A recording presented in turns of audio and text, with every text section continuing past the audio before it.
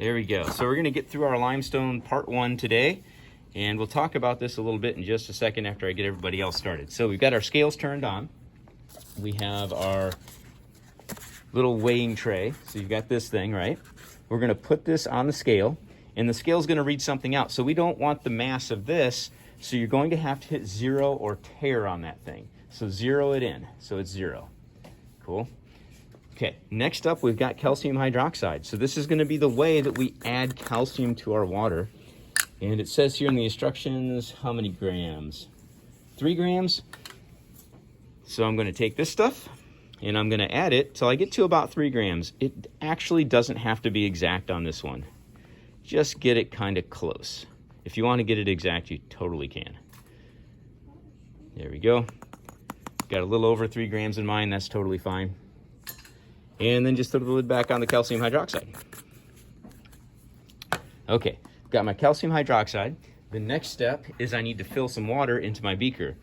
And it tells me to put about 250, or get the wrong size beaker here.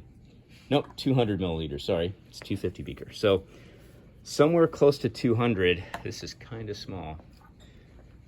There we go.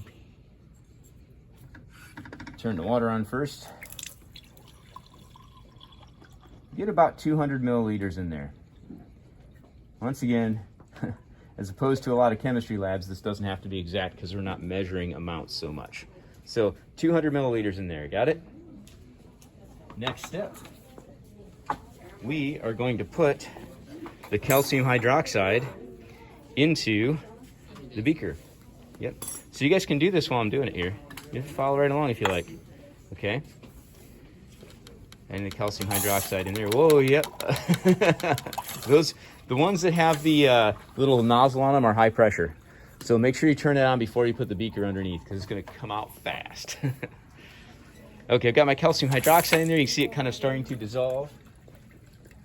The next thing I need to do is to get my gas turned on. Let's see if this stuff's on. Yeah. I turned the gas on for it. Oh, did you? I just didn't smell it. Maybe it's on. Double check. Give it another try there. Okay, so we're about to spark up a flame here. There we go. And we are on fire. Literally. Must have been some chemicals stuck on that thing. There we go. Okay. So you're going to want to take your flame off of your ring stand before you put your beaker on there. Get that on there. Okay. We can get our flame back on here. So now we're going to heat this thing till it just starts to boil. So we don't really want it boiling. What we want is to dissolve as much of that calcium hydroxide in there as we can. Just going to kind of keep stirring it. So you'll want to watch this as you go. This is the part where we're just going to hang out. So you guys can go ahead and set your stuff up. Okay. And this is where we're going to be for a little bit while we stir this stuff. Okay. Yeah, you can use this one right here. Just hit 0 there. Good trade. Yep, and we'll set you up on this one. Yep.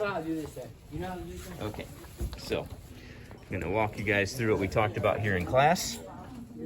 So in the Limestone Lab, I would read through this, note a couple things. Limestone forms in very shallow ocean environments. Okay, we've got 3 elements that are in limestone. We've got calcium, carbon, and oxygen, which makes up the chemical compound calcium carbonate. So this stuff precipitates out of the oceans. It's a chemical sedimentary rock, and it does contain lots and lots of fossils. This is a primary spot for fossils. So we're going to attempt to make some of this, not so much rock, but we're going to make the precipitate in lab. Okay, so today we're just walking through this first part of lab. We're heating up this calcium hydroxide to dissolve it into the water, which simulates the breakdown of rocks on land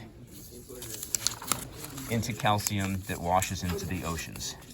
Okay, and if the water is calm and still enough, we will end up precipitating some calcium carbonate that ends up making rock. Okay, so the next steps that I'm probably not going to go through on the video are going to be to filter our water. Okay? Okay, we're ready for part 2 here. We've been heating for about 10 minutes and stirring. We've dissolved as much calcium hydroxide as we possibly can in there. So the next step is that we need to turn the gas off. So turn the gas off. Make sure that's totally off. And then we're going to set up a filter paper in another ring stand here. So we folded filter paper, so it's going to filter through this as we go. We need another beaker.